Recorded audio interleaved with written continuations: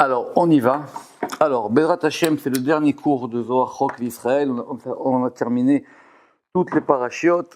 Et comme vous savez, le Zohar de Chok d'Israël, c'est un découpage du Zohar par jour et par paracha. Et donc, ça termine toujours par un vendredi.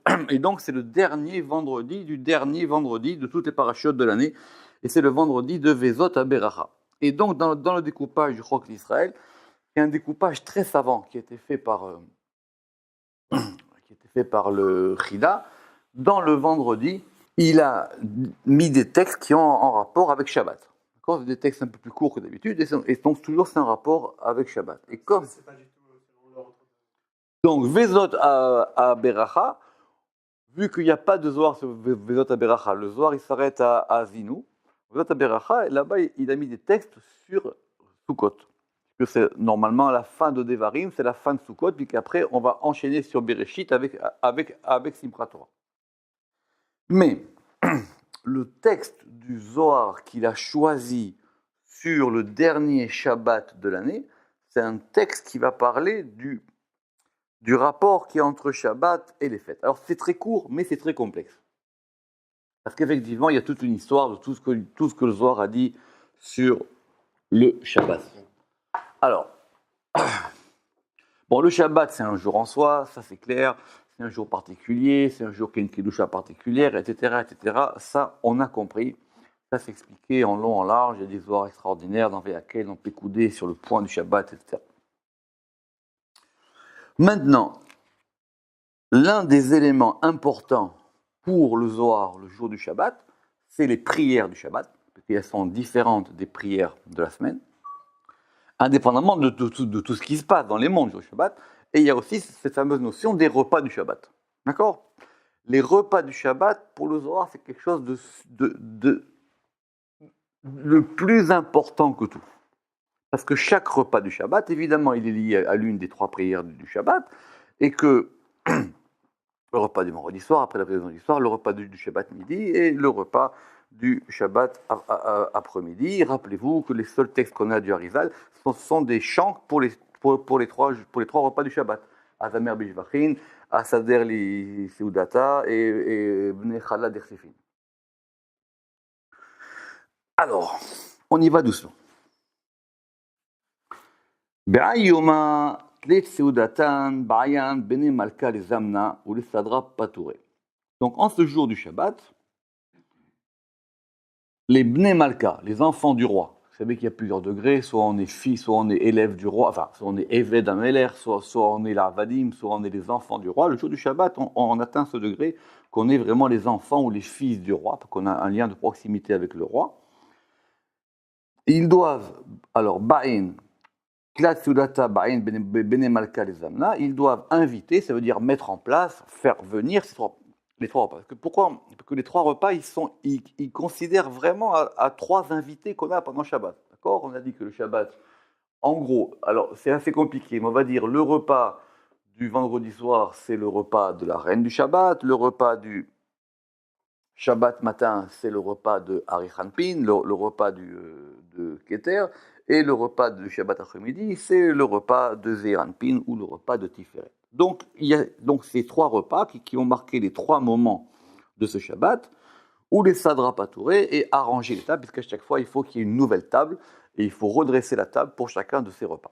En tout cas, ça c'est clair, Begin Yikara de Malka, à cause de l'honneur du roi, Kamadu Kimna, comme on l'a établi, c'est-à-dire ça a été expliqué et réexpliqué. Maintenant, qu'est-ce qui va se passer quand il y a une fête qui tombe Shabbat ? Alors la question, elle est comment on va comprendre la question du Zohar. Vechad isdeman bechaga, o zemana. Alors il y a une différence entre les chagim et les zmanim. D'accord, on va dire que les chagim, c'est les trois fêtes de pèlerinage, et les zmanim, on va dire que c'est par exemple Rosh Hashanah ou Kippour. Ce n'est pas vraiment considéré comme étant des fêtes de pèlerinage. Maintenant, en gros, il y a un moment d'intimité entre Israël et le roi, Koucha Berichou, le jour du Shabbat.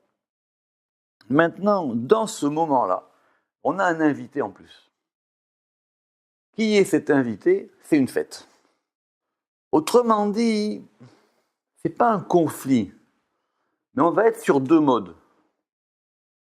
Ça veut dire, on va voir après comment ça passe concrètement. Ça veut dire, s'il y a Shabbat et Pessah, alors on est Shabbat ou on est Pessah? Alors on va dire, on est Shabbat de Pessah. Très bien. Maintenant, évidemment, c'est clair qu'a priori, c'est compliqué, mais on dit qu'on va parler de Yom Tov et pas de la fête de Chol HaMoed. Parce que Yom Tov a une Kedusha particulière. Lo Yisader Barnash, Prepatouré Bechol Seudata, Chad le Shabbat, Vechad le Ushpiza. Le Zohar, il dit, l'homme, il n'arrangera pas deux tables pour chaque repas. Une pour Shabbat et une pour le Ushpiz, une pour l'hôte. D'accord? Bon, Ushpiz, c'est un mot compliqué. On va dire Ushpiz, c'est comme en français. Un hôte, c'est à la fois celui qui reçoit et à la fois celui qu'on reçoit. Parce que si on veut dire en hébreu un invité, on dit un oréach. Et ça existe aussi en araméen, orcha. Alors, ce mot de Ushpiz, c'est un mot qui a été plus ou moins forgé du Zohar, parce qu'il n'a pas vraiment le même sens dans la Gemara.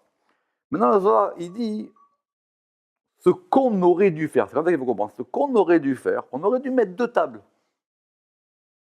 Une table de Shabbat et une table de Yom Tov.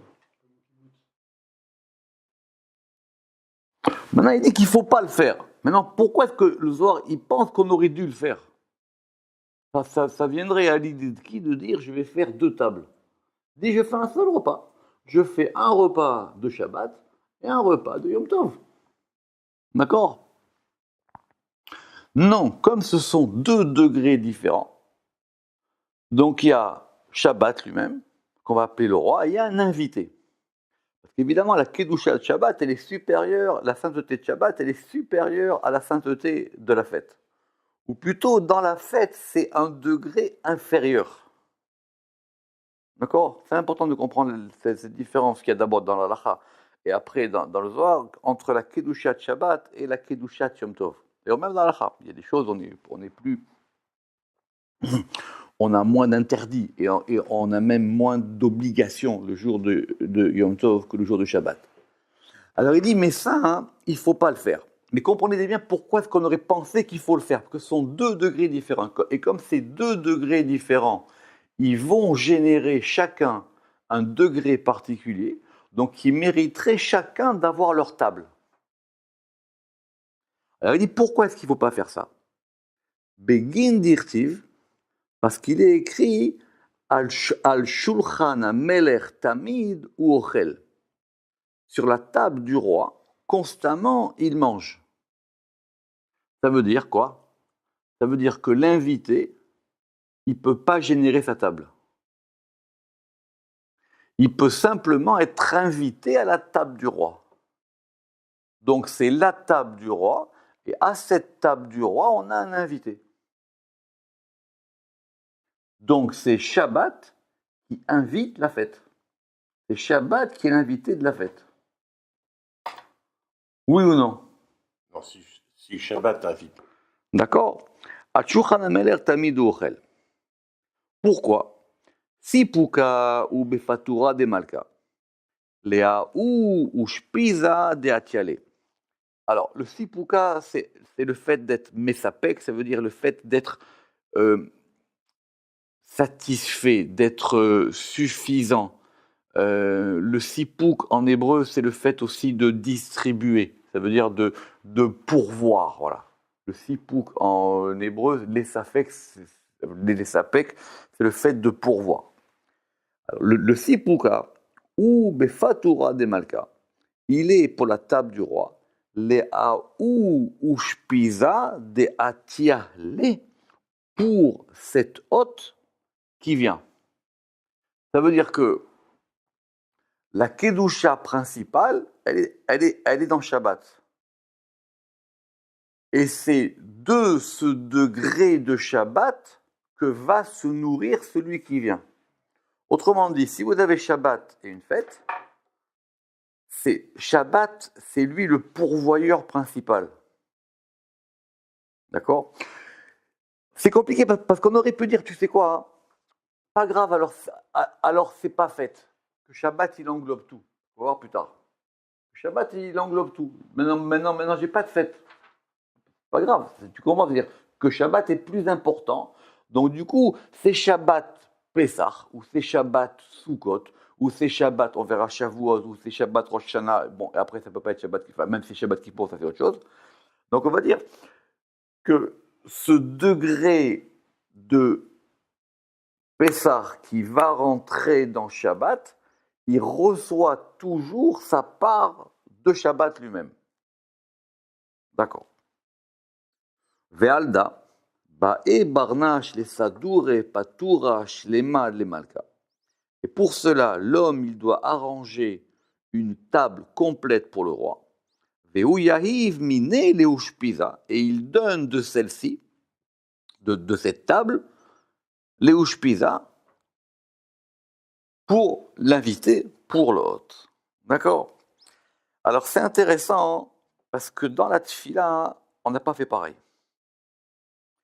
Parce que dans la tfila, quand on a Shabbat qui tombe Pessah, par exemple, ou Shabbat qui tombe Rosh Chodesh, on fait la prière dans la Hamida ou dans le Moussaf, on fait la prière de Pessah et à l'intérieur, on introduit Shabbat. Et pas l'inverse.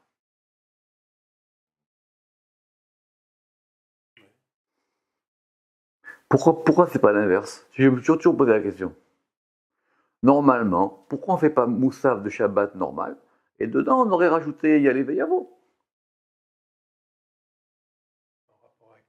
Mais on aurait pu dire je garde ma prière de Shabbat et dans la prière de Shabbat je fais rentrer la fête. Alors je garde mon Moussaf de Shabbat, je garde ma prière de Shabbat, même la Hamida, et à l'intérieur je mets Yalé Veyavo.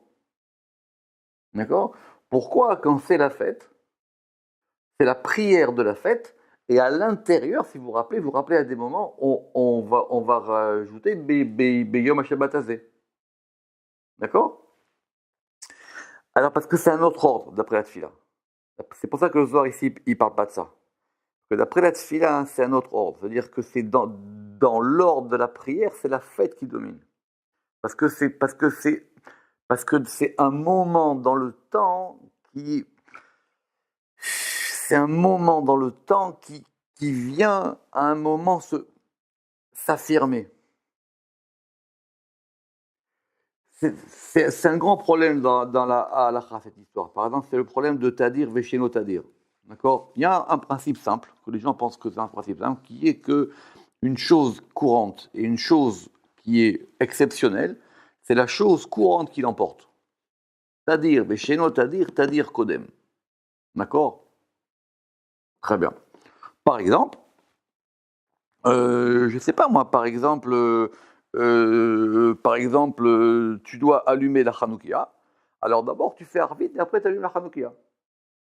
Parce que c'est Arvit qui est le plus courant, tu fais Arvit tous les soirs et après tu allumes la Hanoukia. Autrement dit, ça veut dire que par rapport au temps, c'est d'abord le temps de la nuit et dans le temps de la nuit, je vais insérer la Hanoukia. Parce que la Hanoukia, ça dure que 8 jours par an.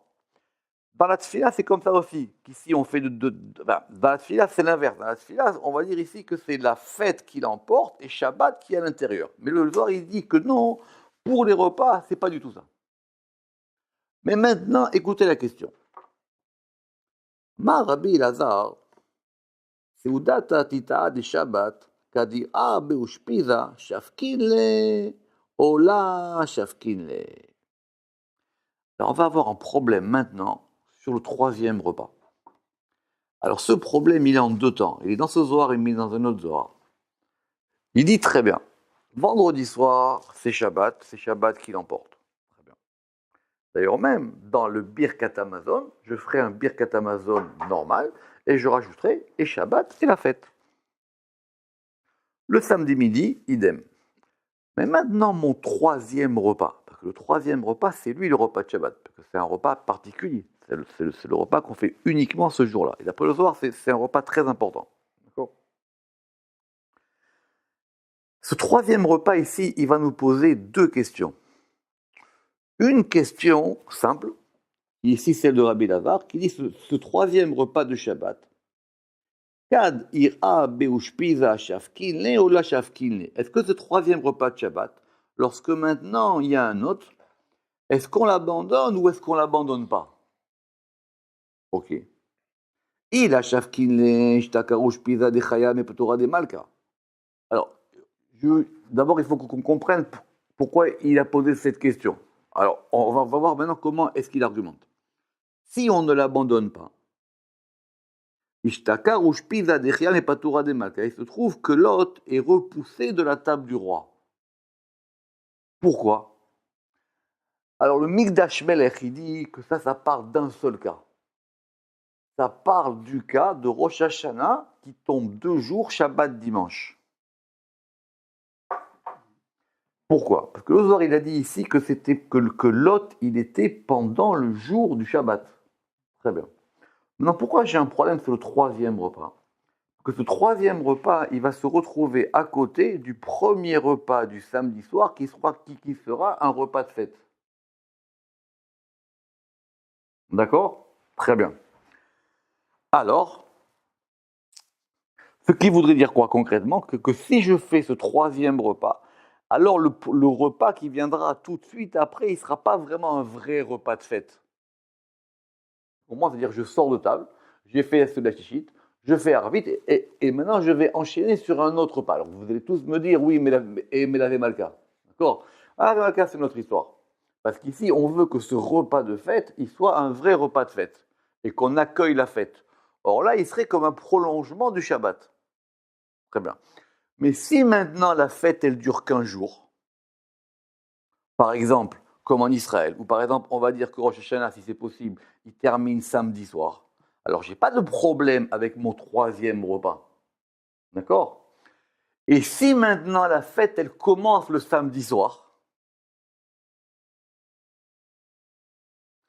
alors il faut qu'on. D'abord, on va lire. Si on ne l'abandonne pas, il se trouve que l'hôte, il est reposé de la table du roi.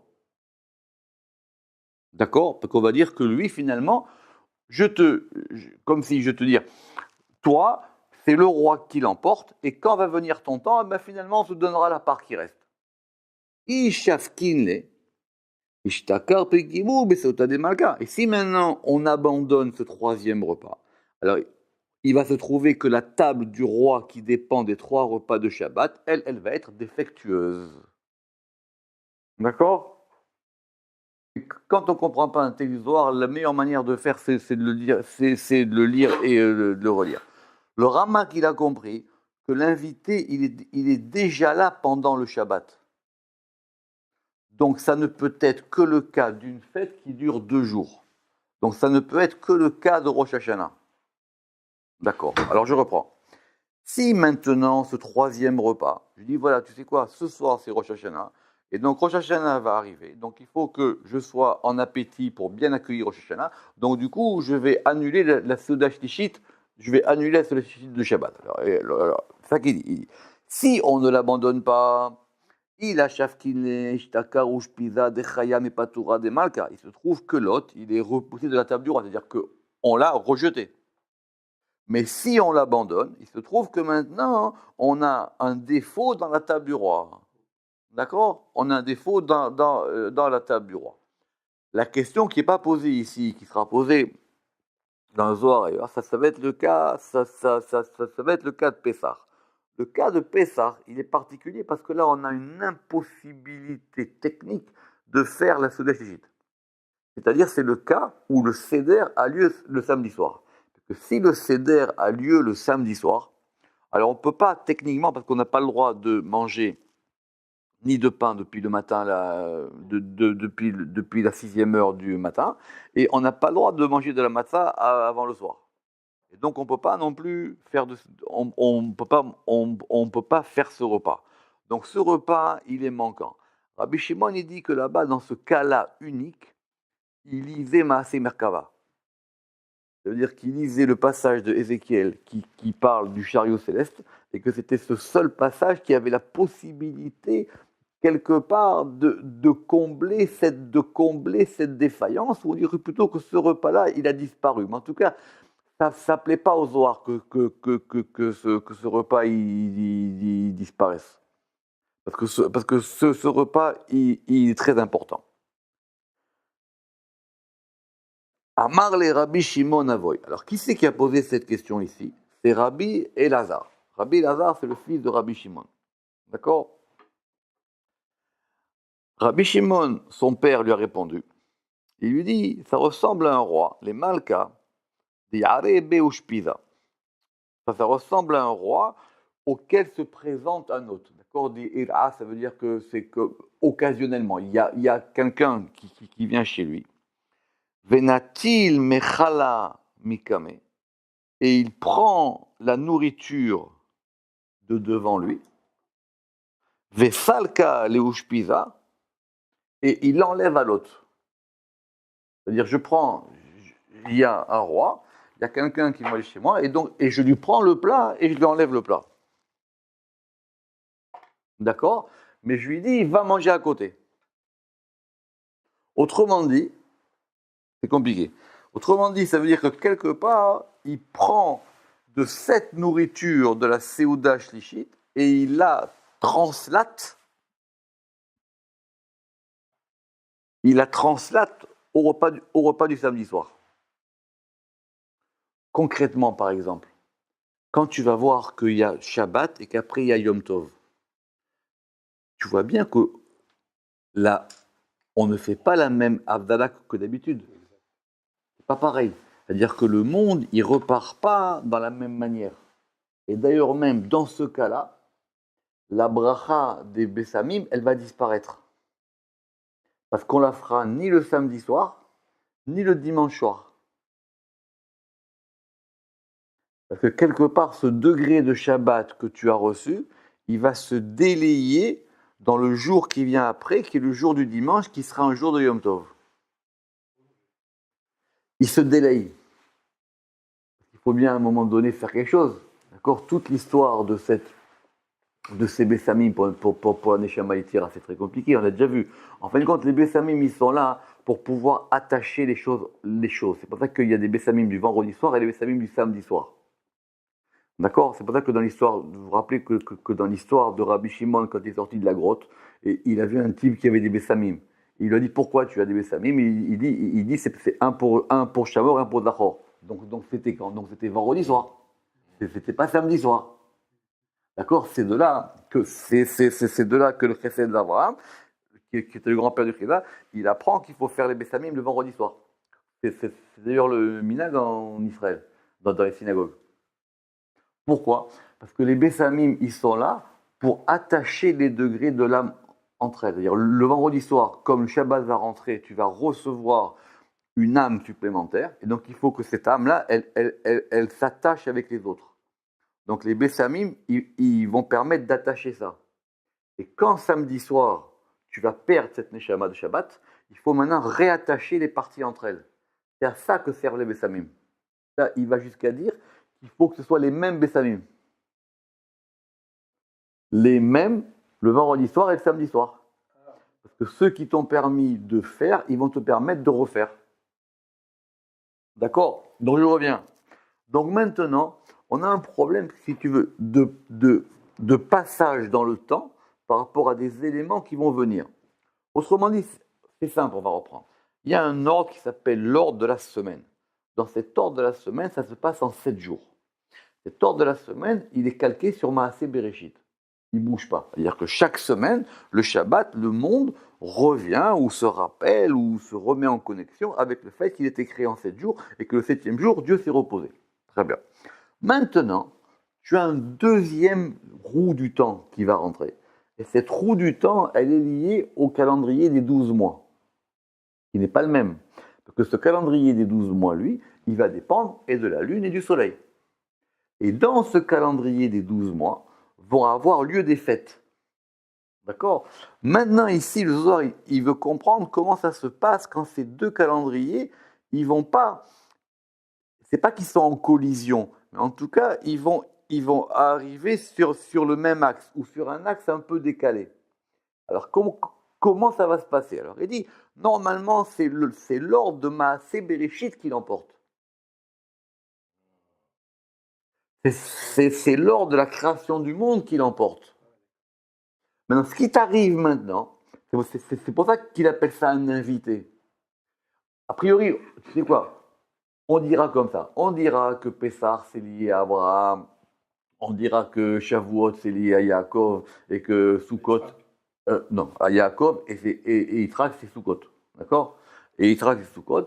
Et que maintenant, on va avoir les deux choses. C'est ça qu'il appelle l'invité. Alors il dit maintenant, quand lui, il vient, lui, il n'a pas assez de force pour générer son propre repas, pour générer sa propre beracha à l'intérieur du Shabbat. Évidemment que si maintenant, lui, il vient un lundi, un mardi, un mercredi, ça, ça la chose, elle se passe d'une autre manière.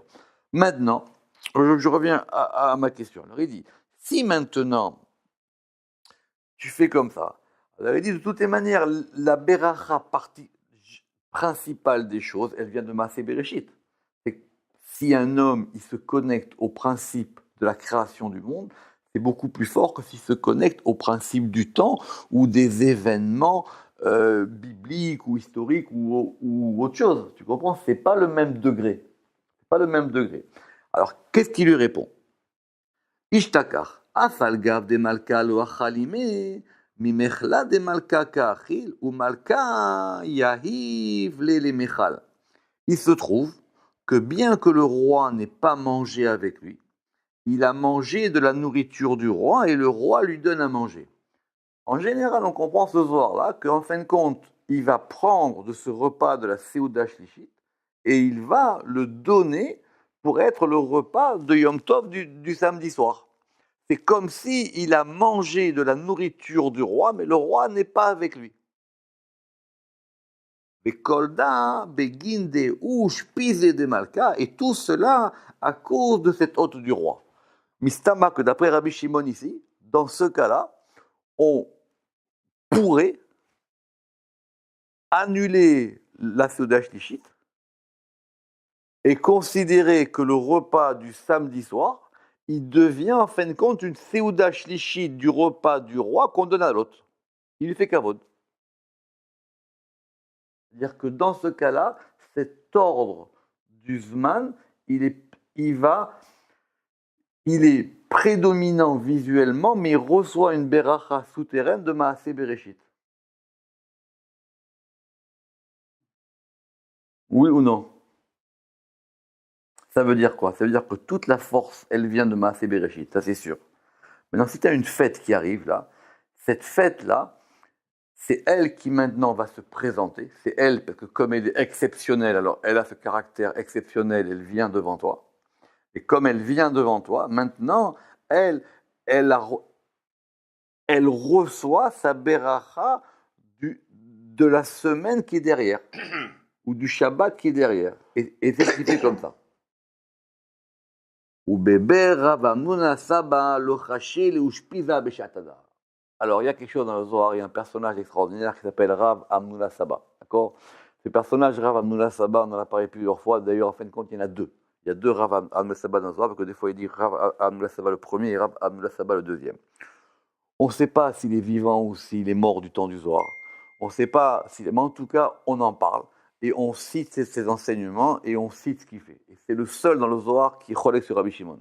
C'est le seul dans le Zohar qui, qui peut émettre des avis contre Rabbi Shimon. D'accord? Rappelez-vous, par exemple, on avait vu dans Shabbat que Rav Hamnuna Saba, quand il allait au mikvé le vendredi après-midi, il sortait du mikvé et il voyait les anges qui changeaient. Il voyait les anges de la semaine, vous vous rappelez, il voyait les anges de la semaine qui s'en allaient et les anges du Shabbat qui arrivaient. D'accord?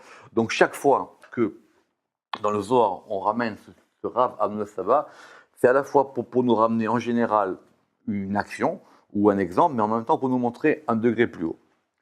Alors, ou bébé Rav Hamnuna Saba, et dans la maison de Rav Hamnuna Saba, lo chayshe le ushpiza beshatada, on ne considérait pas l'hôte à ce moment. Ça veut dire que lui, il tient que Maaseh Bereshit envers et contre tout. Pessar, pas Pessar, Soukot, pas Soukot, c'est Maaseh Bereshit qui l'emporte sur tout. Donc on considère même pas rien du tout. Ou le bâtard, mais sadré patoura le ushpiza.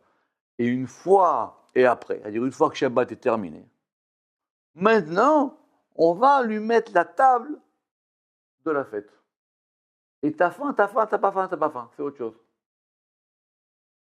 Mais les deux, ils ne considéraient pas ça. Ils considèrent, lui, que ça ne bouge pas. Que cet ordre-là, il ne bouge pas. Il n'y a pas d'accident dans le temps.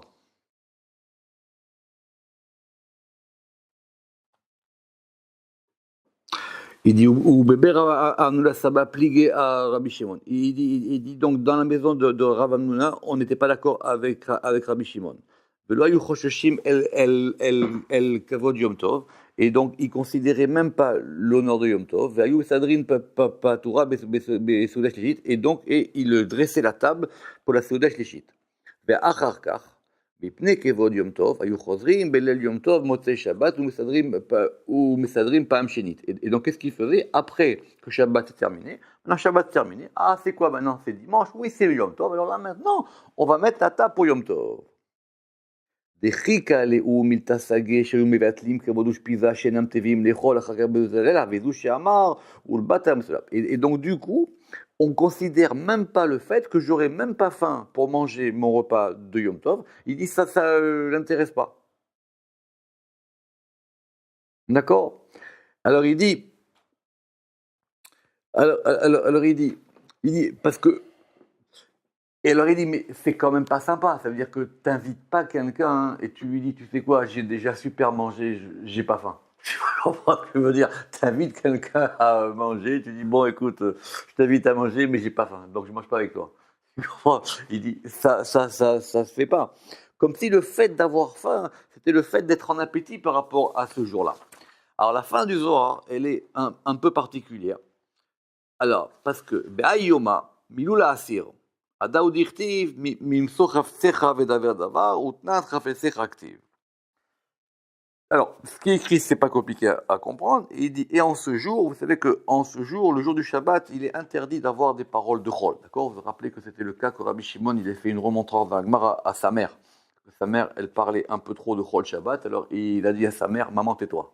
D'accord? C'est la seule fois de sa vie où il a manqué kavod à sa mère. Il dit, maman, il ne faut pas parler il faut pas parler d'affaires de Chol le Shabbat, évidemment, surtout pas de politique. D'accord? Ouais, très bien. D'où est-ce qu'on apprend? C'est marqué dans Isaïe, dans le texte qu'on dit le Shabbat midi. Il dit Mimso chafsecha vedaver davar, et c'est-à-dire alors Mimso chafsecha, c'est-à-dire de trouver tes besoins. Ça veut dire de parler de Shabbat de tes besoins. D'accord? De là, on a appris beaucoup de choses. Par exemple, est-ce qu'on a le droit Shabbat de prier pour des malades? Est-ce qu'on a le droit le jour du Shabbat de prier pour ses besoins? Normalement, Shabbat, on ne parle pas de ces choses-là. Parce que Shabbat, il englobe tout ça. Vedaber davar, et de parler d'une chose. D'accord? Utnan, et on a enseigné chefsecha active, parce que, et on a enseigné que ce chefsecha, ça veut dire c'est ce dont tu as besoin. Le problème, c'est que quel rapport avec ce qui vient d'être dit? D'accord. Alors, le Rama qui dit, Efshar shem divrei be Rav Amnuna Saba. Alors, il dit que ça, hein, c'est la preuve que Rav Amnuna Saba, il apporte.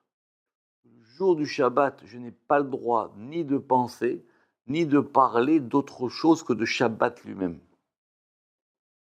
Donc maintenant, il peut s'appeler comme il veut, n'importe quelle fête qu'il veut, on ne le considère même pas. שכיוון ששבת חמור כל כך קדושתו שאפילו דיבור בעלמא אסור וראיה שלא אמר אסור חפצך דהיינו חפצים מאמר איסור מלאכה אלא חפצך דהיינו רצונך. Ça veut dire que même quelque chose qui est de ta volonté, Shabbat, tu n'as pas le droit d'en parler. Alors il dit ce qui n'est pas le cas de Yom Tov, parce que le cas de Yom Tov, c'est lié à un degré particulier. Vous savez que Yom Tov, c'est très particulier. Par exemple, pour Pessah, on va prier pour Sukkot, on va prier pour les récoltes. Pour Pessah, c'est pour engranger, enfin, pour Pessah, c'est pour la moisson. Sukkot, c'est pour les récoltes, et Shavuot, c'est pour les bikurim. D'accord? Alors il dit ça s'appelle Chavtzecha. Begin de Ayoma, Kol Memenuta, Itkesharbe. Parce qu'en ce jour-là, toute la Emouna est liée à ce degré de Shabbat, et donc on n'a pas le droit de parler de ça. Ce texte du Zohar, il a l'air simple comme ça, mais il a posé beaucoup de questions à tous les gens qui s'intéressent aux kavanot. quand on va faire des kavanotes, on va essayer d'articuler sa prière par rapport à ce qui se passe dans les mondes d'en haut. D'accord? Or, pour savoir ce qui se passe dans les mondes d'en haut, il faut qu'on ait la bonne heure. D'accord? Il faut qu'on ait de la bonne heure. Alors, par exemple, quand on a... Donc, quand c'est Shabbat, c'est normal. Quand on va avoir des temps qui vont rentrer en conflit, du coup, la boussole n'est plus très très claire par rapport à ça. Et donc, c'est par exemple quand on a des conflits de temps. Par exemple, l'exemple le plus simple, enfin le plus connu, c'est la Sfirat HaOmer. Pendant la Sfirat HaOmer, on va avoir deux temps qui vont se superposer. On a un temps normal, et on a un deuxième temps où on va recompter le temps d'une autre manière. Donc on a deux niveaux de temps qui vont se passer en même temps. Oui ou non? Très bien, puisque par exemple, on va considérer que le premier jour de l'Omer, par exemple, c'est un lundi. Donc par rapport à ton compte, toi, le premier jour de l'Omer, c'est un lundi. Mais par rapport à Maaseh Bereshit, c'est quoi? C'est le deuxième jour. Alors, comme ces temps-là, ils s'embrouillent, d'après le rachage, par exemple, on ne fait aucune cavanote, on ne fait rien du tout. On ne touche à rien. Comme ces deux horloges, elles ne sont pas encore accordées, et elles ne s'accorderont qu'à Shavuot. Alors, tant que les horloges, elles ne sont pas accordées, nous, on ne touche à rien. Il dit qu'il n'y a même pas en tout cas, on ne fait pas tikkun Rachel, etc., pendant ces temps-là. Donc voilà l'histoire du temps. Baruch Adonai Leolam, Amen, Ve Amen, Shabbat Shalom.